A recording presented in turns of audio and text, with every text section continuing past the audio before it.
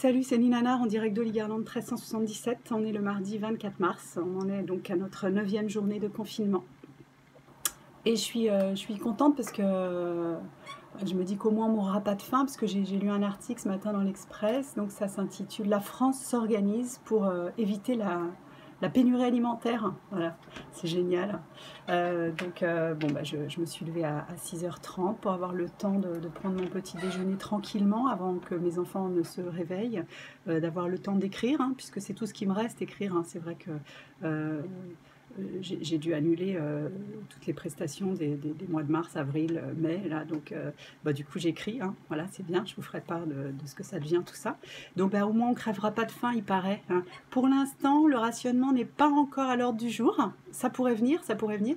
Donc il y a des pénuries dans les supermarchés, bah, parce qu'il y a des gens, je ne sais pas ce qu'ils font, hein, ils continuent de stocker, là, ils ont dû remplir leur cave, remplir leur bagnole, remplir leurs chiottes de PQ et de pâtes et de, voilà, une espèce de comportement irrationnel, mais on peut comprendre, hein, puisqu'on est en train de nous faire entendre que notre vie est en danger à chaque minute, hein, et qu'il faut surtout, pour sauver des vies, rester chez soi.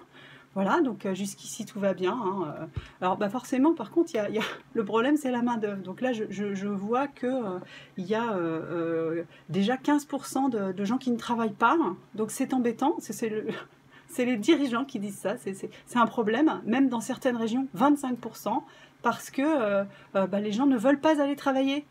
Mais en fait, putain, mais c'est sidérant d'être aussi con. Bah évidemment qu'ils ne veulent pas aller travailler. Enfin, je veux dire, vous nous demandez de rester chez nous, vous nous dites que tout le monde va mourir, et vous vous étonnez qu'il y a des gens qui ne veulent pas aller travailler. Cette espèce de double discours, j'en arrive des fois à me dire, quand même, c'est sidérant, mais ces mecs-là, tous ces connards là-haut, là, ils ont réussi à mener leur carrière brillamment, hein, certainement, ça, pour tirer leur épingle du jeu, se faire de la thune et profiter du système, ils ont été très forts, mais c'est des gros cons en fait, c'est hallucinant, ils prennent des décisions les unes après les autres qui sont absurdes. Voilà, donc là maintenant, attention, alors c'est le meilleur en fait. Là, du coup, j'ai collé mes enfants devant la télé France 4, je vais les retrouver d'ici quelques minutes. Normalement, je devrais être en train de faire la classe, mais ça m'a pris là de causer dans le poste un peu, parce que le pompon là-dedans, c'est, attention, c'est Bercy commence à souffler que peut-être la crise économique pourrait être bien pire que le virus. Mais sans blague, c'est quand même... Alors bon, bah, donc, évidemment, hein, je vais ramener ma fraise, mais je peux vous prédire l'avenir, je pense. Je pense que je suis capable de prédire l'avenir. C'est qu'à l'arrivée, ils vont dire, ok, on a grave merdé avec ce confinement à la con, on a grave merdé parce qu'il n'y a pas de masque, c'est quand même hallucinant, on a grave merdé d'avoir saccagé le système de santé. Bon, ça, je ne lis pas dans ma boule de cristal, hein, ils s'en rendent déjà un petit peu compte, mais enfin, on n'a pas attendu grand monde faire son mea culpa quand même là-dessus, bon, voilà. On n'aurait jamais dû cloîtrer les gens chez eux, on aurait dû leur mettre des masques tout simplement, des putains de masques. Hein. Je veux dire, à la limite, tu te prends, comme on en voit dans les tutos, une serviette hygiénique ou une couche, tu te le colles sur la tronche, ça fait presque la même chose. Donc j'envisage de me coller un foulard sur la bouche quand je sors. Donc c'est quand même que dalle. Sur un plan technologique, un masque, c'est rien. Et qu'il y ait une pénurie de masques dans notre pays, c'est quand même du délire, quoi. Alors, on va me dire, c'est quand même un virus qui est très dangereux. Il y a déjà 3 médecins qui sont morts.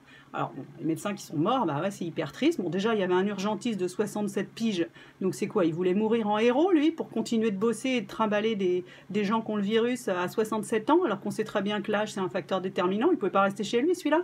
Les autres aussi, ils avaient plus de 60 ans. Alors, eux, ils étaient sans doute largement conviés à travailler. Mais pénurie de masques. Alors, les Hongkongais vont bien peuvent nous montrer l'exemple, mais apparemment ça n'intéresse pas du tout nos dirigeants. Eux, ils ont rien arrêté du tout, hein, les Hongkongais. Hein. Ils ont mis un masque dès le début de l'affaire. Hein. Dès qu'ils ont vu qu'il y avait un petit virus qui traînait, ils ont eu le réflexe masque avant même que leur gouvernement leur demande quoi que ce soit. Ils continuent de bosser comme si de rien n'était, simplement tout le monde a son masque sur le nez. Ils côtoient les Chinois, hein, il y a des échanges. Il n'y a que dalle de virus là-bas, que dalle. Bon, c'est peanuts, quoi.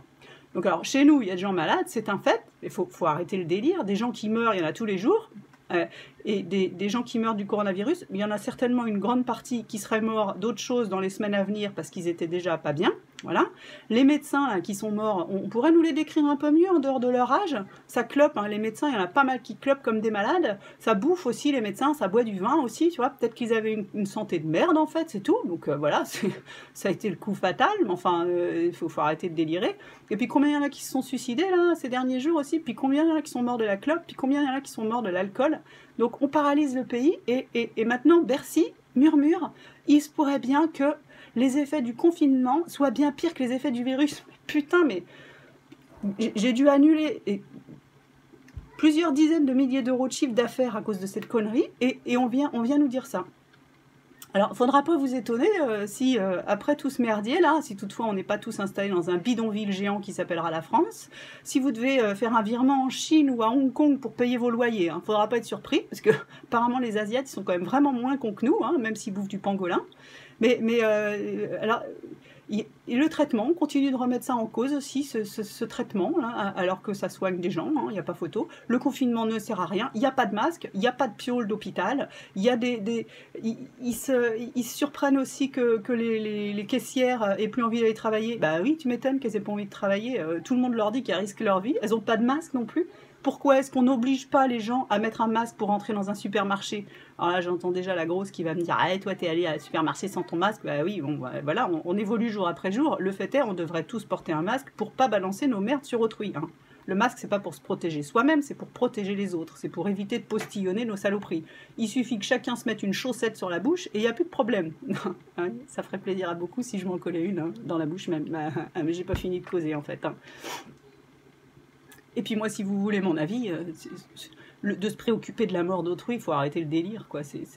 Donc il y a à peu près 2000 morts par jour en France. Hein. Donc personnellement, j'en ai rien à foutre. Moi, du moment que c'est pas mes proches, les gens qui meurent. Moi, s'il y a bien une quarantaine de personnes dont je me préoccupe de la vie ou de la mort, les autres, j'en ai rien à foutre. Et vous êtes tous comme moi, en fait. Hein. Combien de fois on retrouve des cadavres à l'odeur dans les appartements, les voisins savaient même pas que la personne était morte. Là, d'un coup, on se préoccupe de son prochain. Mes couilles, ouais. Non, moi, il y a un truc qui me préoccupe, c'est que ce pays se transforme en bidonville. Les centaines de morts par jour du coronavirus, j'en ai rien à foutre. Tout comme les gens qui se pendent, j'en ai rien à foutre. Tout comme les gens qui se tuent sur la route, j'en ai rien à foutre. Ils avaient qu'à faire gaffe à leur cul, quoi. Voilà. Voilà, me faire des amis. C'est du délire, du délire. Nos dirigeants sont des abrutis. C'est hallucinant, hallucinant. Cette gestion, c'est du délire, vraiment. Je vais aller retrouver mes 3 petits chatons. Je vais faire l'école à la maison, voilà. Je tâchais de m'organiser au mieux pour continuer d'avoir des journées un tout petit peu constructives et avoir l'impression de progresser. Mais on m'en empêche, ça me fait vraiment grave chier, voilà. Salut, c'était Nina Nard, en direct d'Olivierland, 1377. Bonne journée de confinement et de printemps, c'est formidable, c'est formidable. Vous en faites pas, vous toucherez sans doute votre salaire, hein, pour une partie d'entre vous. Mais ça ne durera pas éternellement, hein. Faut pas rêver quand même, hein. Faut pas rêver.